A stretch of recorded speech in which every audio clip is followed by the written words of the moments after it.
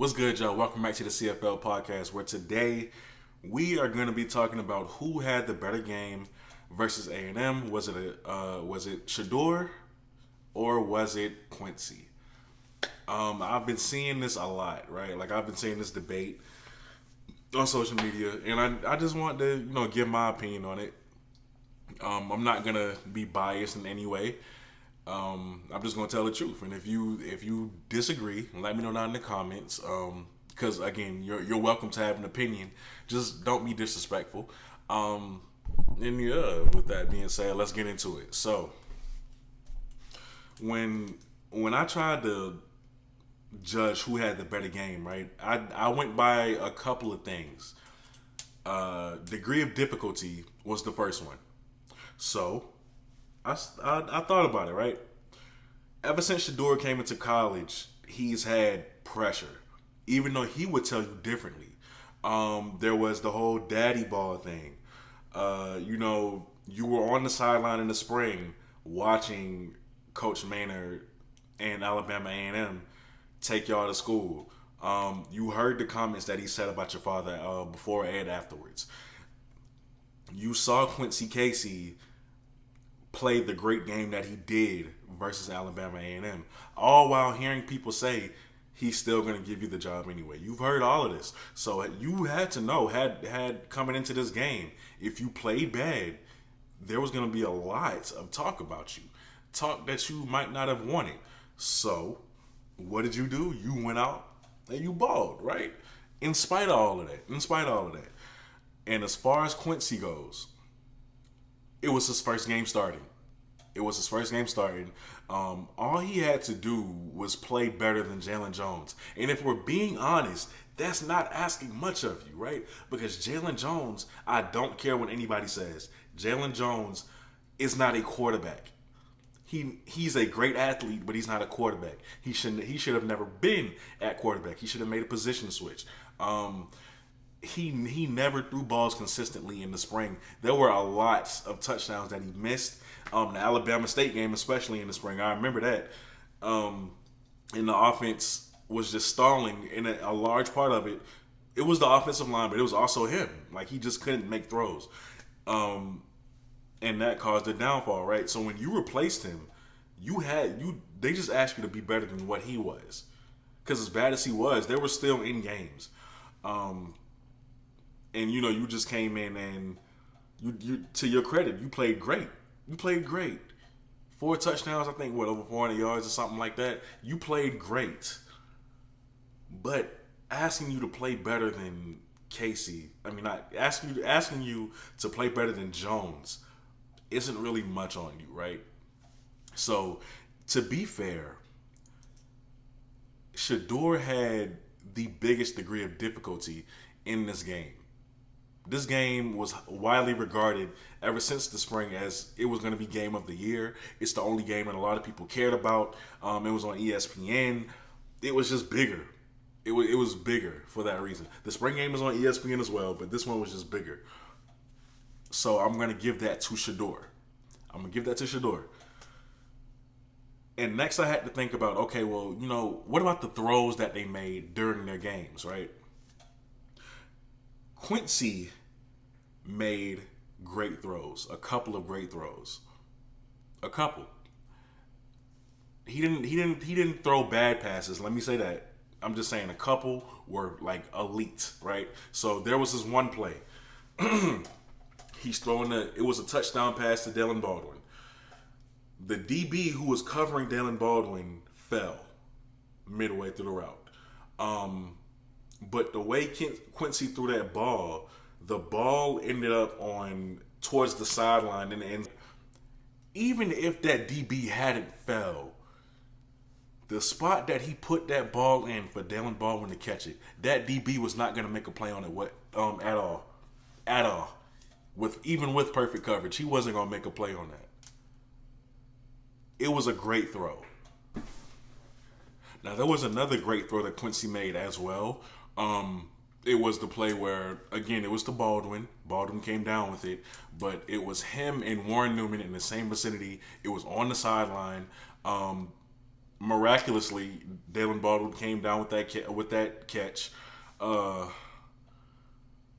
but again, like the way he was able to spot the ball for it to be caught instead of going out of bounds. Elite ball placement by Quincy Casey. He can really sling that thing. He can really sling that thing. Like I said, I will not discredit Quincy in any way when it comes to that. He had great throws. The problem with it is he only had a couple, right? See, the thing with that game that bothered me was that even I had to go back and look at it because I'm like, okay, you had such a great game after Jalen Jones wasn't performing that we got a little bit high off of that performance and we didn't really judge it and analyze it the way that we do every single game of Sheduer right now. So I went back, right? He made the throws that needed to be made. However,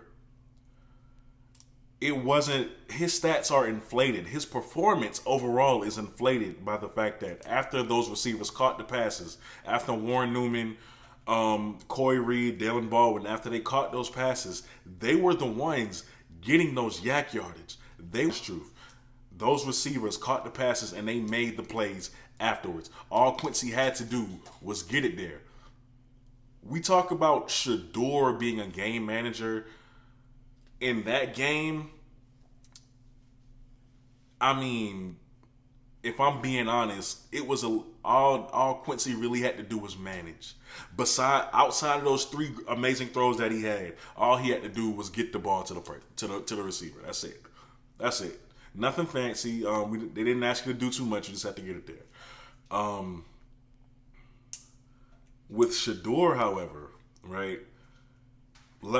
Because I'm being fair in all aspects. His first touchdown to Trevante Rucker was underthrown. That was an underthrown ball that still ended up in a great spot for Trevante to catch it. So, yeah, right. If Sheduer throws that ball longer, if he puts a little bit more air under that, Trevante had that receiver beat. I mean, the DB beat. He stacked him. He had that defensive back beat. All he should have been able to do was catch the ball right in front of him, right? Instead of turning back, catching it in that sweet spot that Sheduer put it in still, but dangerous, and getting pulled into the touchdown. So I will say that his first touchdown was underthrown.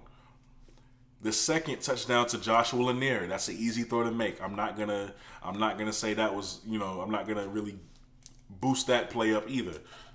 But after that, right, the throw to Malachi Wideman, that's a dime. A lot of those plays, a lot of those intermediate pass plays that he had were dimes. That sideline throw to Warren Newman, an absolute dime. That is an NFL type throw, right? Another play that he was going towards Warren Newman. He ran out of the pocket. He went towards the sideline. And he threw an absolute dart, right? Looking at that slow motion, I said, my God. He threw an absolute dart to Warren Newman. The ball hit Warren in the face mask, and it was a drop. But the thing is, two DBs had Warren covered, right? So when you're watching the slow-mo, the ball went past the first defender, went through the hands of the second defender, and hit Warren Newman in the face mask, which resulted in a drop.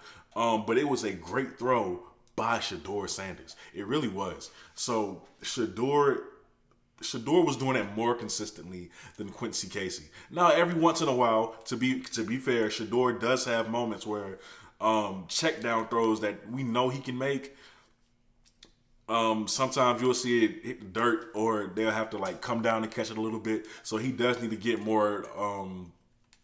He does need to be more consistent with that. Sheduer's throws, his good throws was a result of him, right? His performance was a result of him as well as the receiver.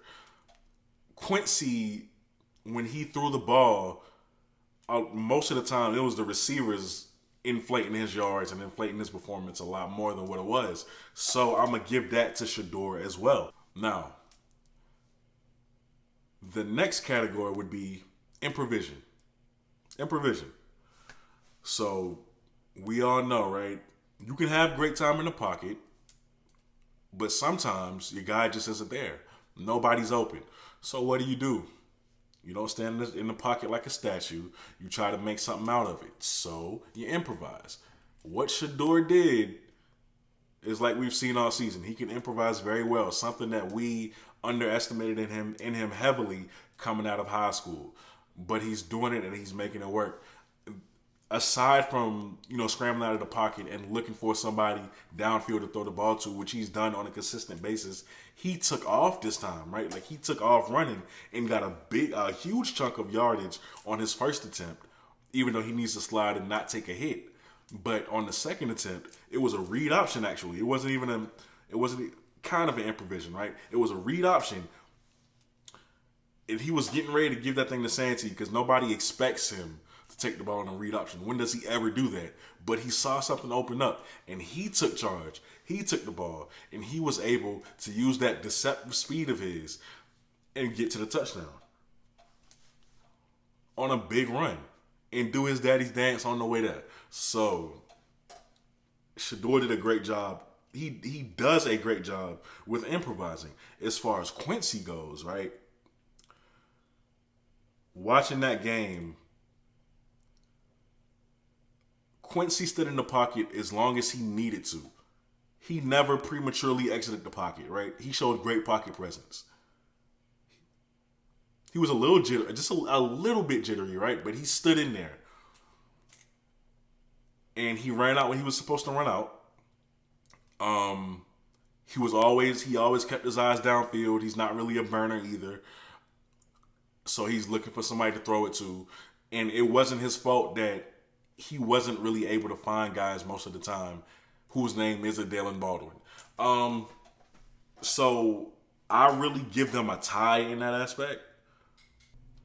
The last thing I had to look at was consistency. So in the spring game, Alabama A&M went up by 10 late in the third quarter. And by the time the 14-minute mark rolled around in the fourth quarter, Alabama A&M was up 45-28 over Jackson State. That means that defense was able to get stops on you. More than one. They were able to get a few stops on you and let Alabama A&M's offense just hit the ball out the park. That has to count against you, right? And I'm gonna say why. A lot of people say, well, Sheduer's receiving core is better than Quincy was better than Quincy's in the spring. And you're right. But in that game versus A&M, Dalen Baldwin, he had Warren Newman, and he had Corey Reed. That's a really good receiving core for a game. That's a really good starting unit for a receiving core. As for Sheduer, Joshua Lanier and Keith Corbin only had 3 catches. None of them got towards 50 yards. Corbin didn't even have a touchdown, and Lanier did on a goal line play. Not goal line, but a red zone play. His leading receiver was Warren Newman, who Casey had in the spring. 5 catches, 80 yards, and a touchdown. And his second leading receiver was Trevonte Rucker, a freshman. 4 catches, 66 yards, and a touchdown. So we can't really use that excuse. We can't use that excuse. Sheduer ran away with it. Throwing to a freshman and a guy who was there last year in his repertoire. So he never really got stopped by A&M's defense. It looks to me like Sheduer had the better game. He did. Sheduer had the better game. But Quincy Casey played great as well versus A&M. So I'm going to give it to Sheduer. And that's just that. Sheduer had the better game. He played better. He didn't need to throw for 400 yards. He still had the same amount of touchdowns. Plus, he added a rushing touchdown to that as well because he brought a running dynamic to the game that we didn't think he could bring. So, if you disagree, let me know down in the comments why. Because this is just what I take from it. This is my opinion. Like I said in the beginning, you can have an opinion. Just be respectful. And just let me know why you think that I'm wrong and why, Quincy had the better game. But with that being said, you're watching the CFL podcast. I go by the name of Kobe, and I'm out.